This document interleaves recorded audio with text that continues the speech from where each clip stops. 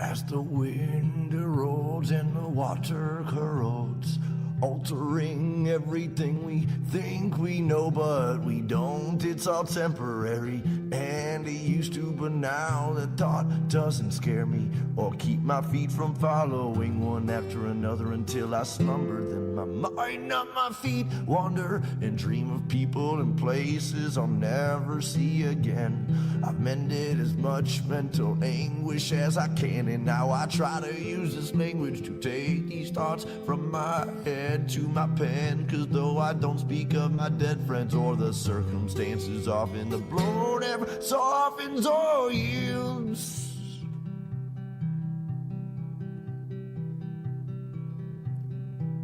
I'm in a desolate field, lonesome stargazing, night blazing, chasing traces of remembrance and reverence of relevant friends and acquaintances, and faceless and nameless names and faces. And while my mind is racing through these photo albums and quotations, all these people and places far from me, for only land and stars I see when I'm outside of the Mile High City, which is not my city, for I was born 1,000 miles northeast of there, in the land of beer and lakes and pistol fire, on MLK's birthday, where there is no minorities and segregation's mandatory. But that's a whole nother story altogether, and no matter the weather or hardships that any place brings, I'll still laugh when people shiver and say it's freezing, or say, hey, no, wait, I already had 18 mixed drinks, but I guess it's a Midwest thing, and I'm a mess from a dirty city and brought most of this filth I've gathered with me. Welcome to another week of Experience Andy Weins Live. This week, we're going to be talking about the power of I want. Over the last couple of weeks, I've been talking about the 6 most powerful ways to start a sentence, and I want seems to be the one that keeps popping up in my life. So we're going to take the next 15 minutes to talk about the power of I want, coming up after the verse.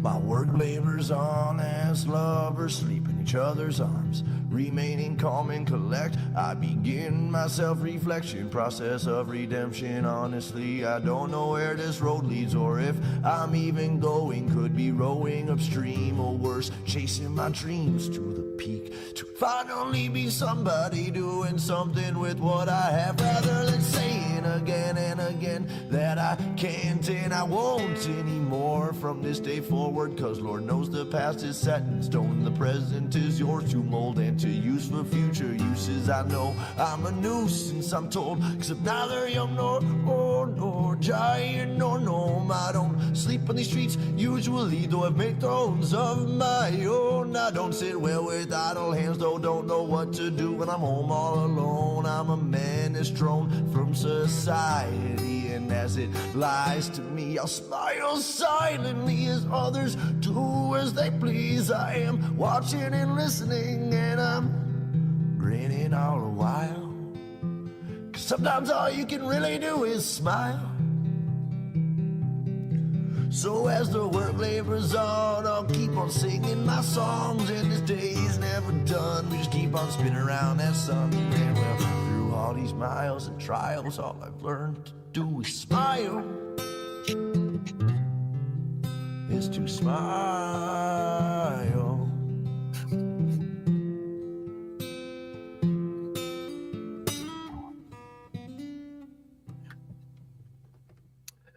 Welcome to another week of Experience Andy Weins Live, and today we're going to be jumping into I want and the powerful sentiment that 2 words expresses, and how it can really determine your destiny by letting other people know your vision of the future that you want someday.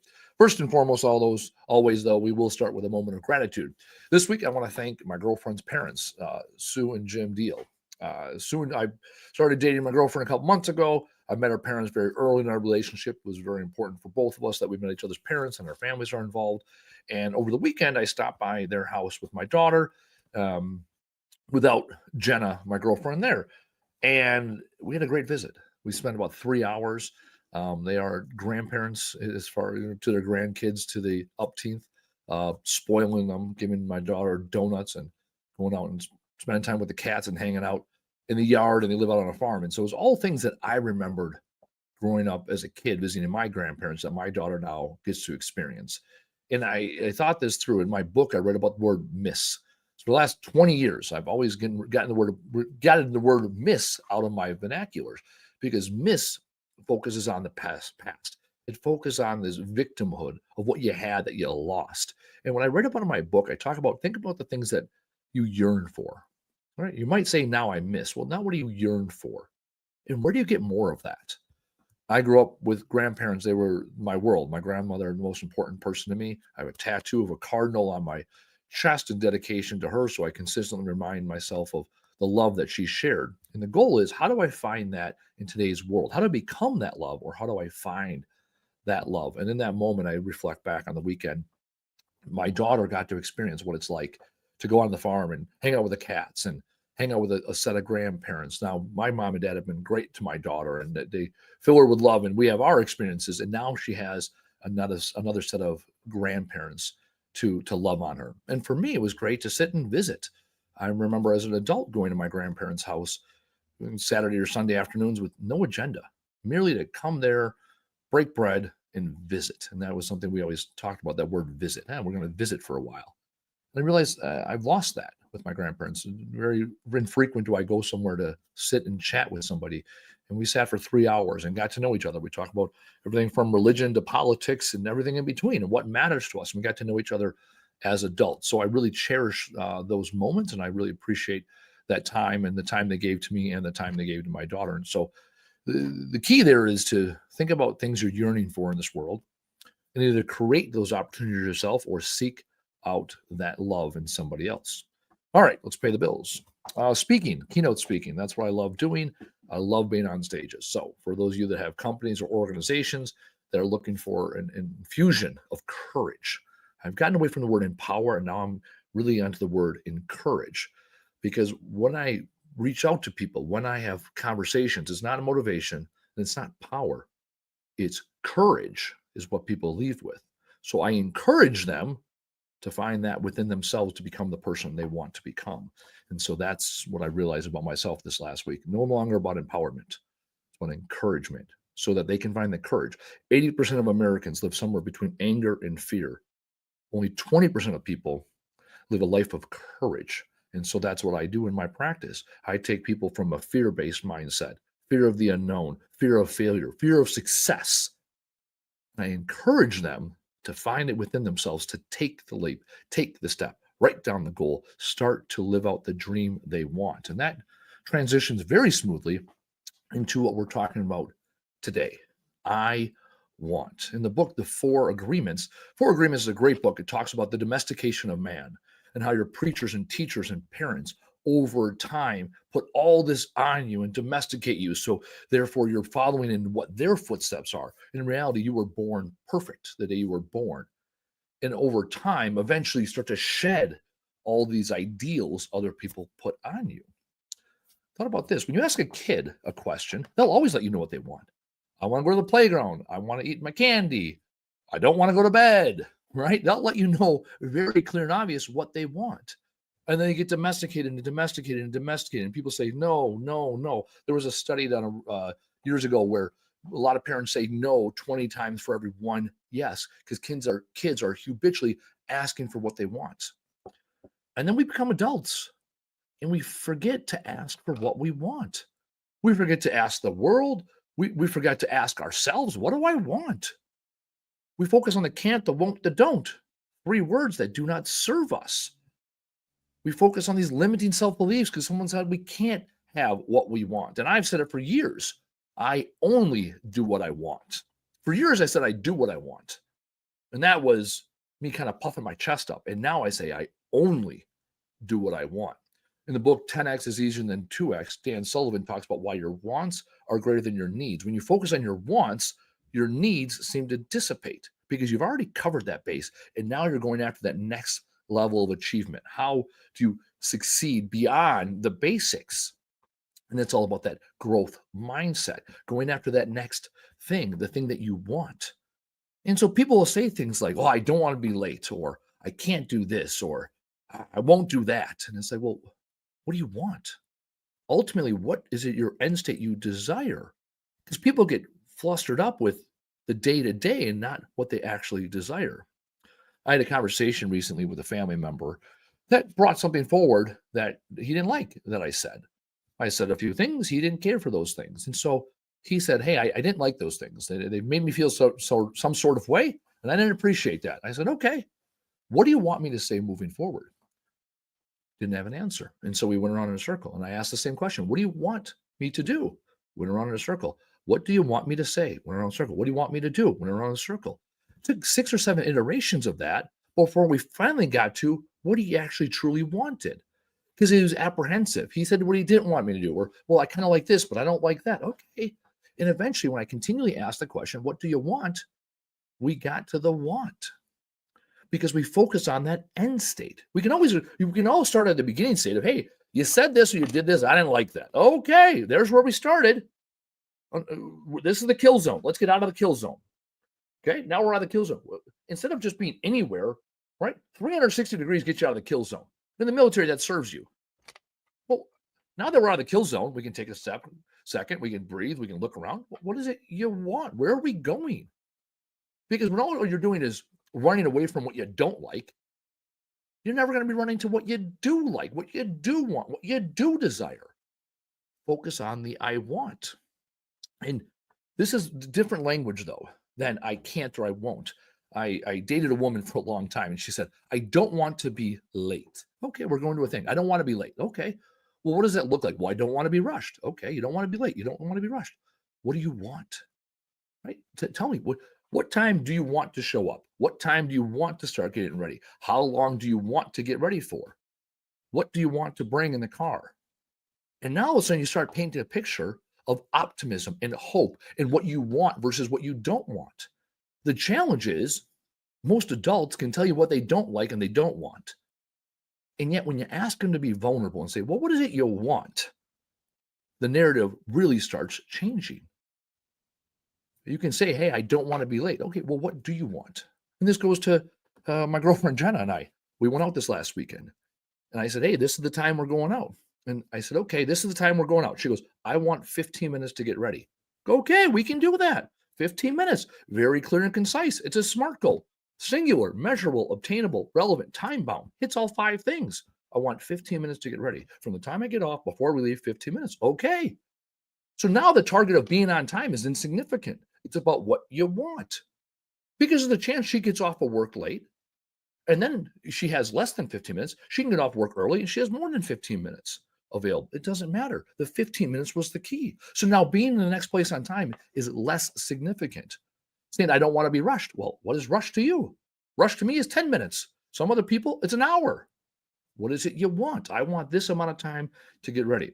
I want this in my career. I want this promotion. I want these vacations. I want to make this salary. And how can we do that? When you start communicating like that, then people can actually hit the target. A lot of people in this world get off to giving. Simon Sinek talks about it. You want to be happy in this world? Give without expectation of anything in return. When you give of yourself, you feel good more than not, and the other person receiving it feels good. The key now is tell people what you want. And when you give them a very small target, Jordan Peterson talks about this. The smaller the target you give people, the more likely they are to hit the target, and both people are happy. Last week, Sunday, I went to church, Catholic Mass. First time I've gone to church in years. And I was talking to Jenna afterwards. I went with her. I met with her parents, and we went to church together. And I talked to her afterwards, and I was talking about our relationship and alignment and our vivid vision. What do we want out of our lives, and where are we going? And she said she was very appreciative that I went to church with her. And I said, "Well, you asked me to." She goes, "No, I didn't." I go, "What do you mean, no, you didn't?" She goes, "No, I never told you I wanted you to go. I never asked you to go. I never told you to go." She said, I told you I want to go to church on Sunday." And I remember it was like Thursday night. She said that verbatim. "I want to go to church on Sunday." And I was on my way to take a shower. And I took a shower and I came back and I go, "Okay, we're going to church on Sunday." She never even asked me. She didn't tell me. She merely said what she wanted. And now I want to spend time with her. And now our two wants align because we were vulnerable in the moment. Neither one of us had expectations for each other. Neither one of us owed each other an answer. Neither one of us demanded one from the other. It was a simple explanation, explanation, if you will, right, of somebody's want. And then how can I achieve that? Same token, it was my birthday this last week. I said, I want to spend time with my family. That's important to me. And my family's going bowling for a birthday. That's important. It's important to me that you're there, your son's there, my daughter's there, and we show up as a family, right? We have a blended family. That's important to me. She made it happen. I didn't ask her to do anything. I didn't tell her what she had to do. I merely expressed to her what I wanted. The nice thing about wanting is you're inviting people in your world. You're not projecting onto them and imposing onto them by telling them what to do. You're not asking them to be vulnerable by asking them a question. You're leading with vulnerability by saying, this is what I want. We go back to those 6 most important sentences, starts of sentences. I am, I can, I feel, I know. Then we get to I want. Based on those 4 things, I know this to be true. This is what I want. And now you express something very small, very tight, very simple to hit. And then it turns into I will. I will go to church.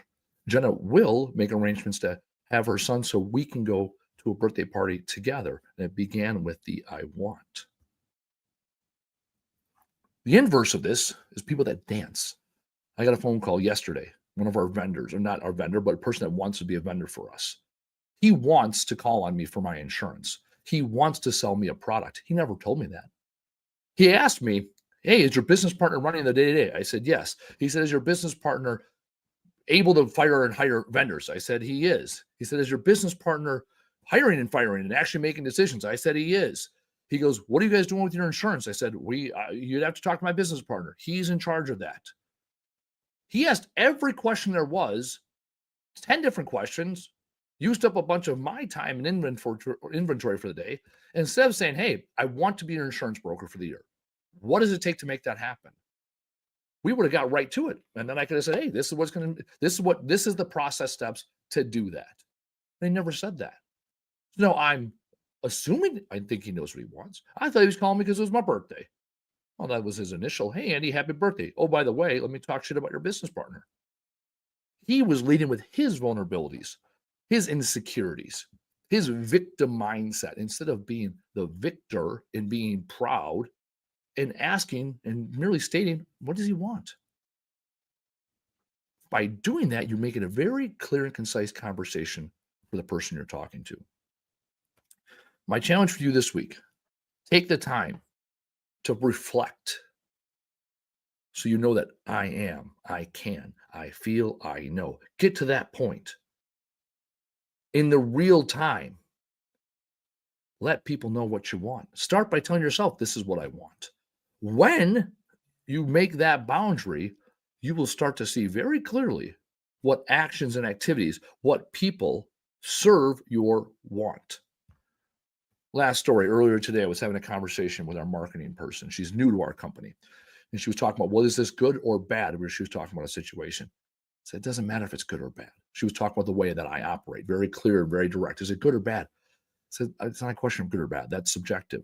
What matters is it consistent with what I want? Does it serve me? In my book, it says, retrain your brain to use language that serves you. When you know what you want, when you have a desired end state, everything you look at from that point forward is tested against that. When looking at the OODA loop, observe, orient, decide, act, we're living in the orient phase. We've observed the world around us.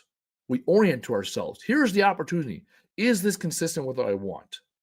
And the decision becomes very obvious. And then we act accordingly. I threw a lot at you guys today. A lot of speakers and authors, a lot of methodologies that I use in my world. And it comes very simply down to, what is it you want? Why do you want it? What is it going to take for you to get there? And who's going to be along with you on that journey? So my challenge to you this week is simple. Get to that point where you can write down what you want. There's a great exercise in 10X that is easier than 2X, Dan Sullivan talks about, where you write down all the things you want. And you boil them down to the things you really want. I do it at my keynote speeches, right? Write it down. Write down 50 things you want and boil down those things that you really want. Those things are going to move mountains. And once you get to that point, communicate them effectively to the people around you. Give the people the people around you, the opportunity to feel great about themselves by giving to you without any expectation in return. When you create that environment, the community will show up. The village will be there for you. People will be beating down your door to serve you and your desires because they want something and someone to follow. They want to contribute to a cause. Be that person they rally behind. As always, do the fucking thing. Tell the fucking world. Show the fuck up. Go after what you want. We'll see you next week. Through all these miles and trials, all I've learned to do is smile. Is to smile.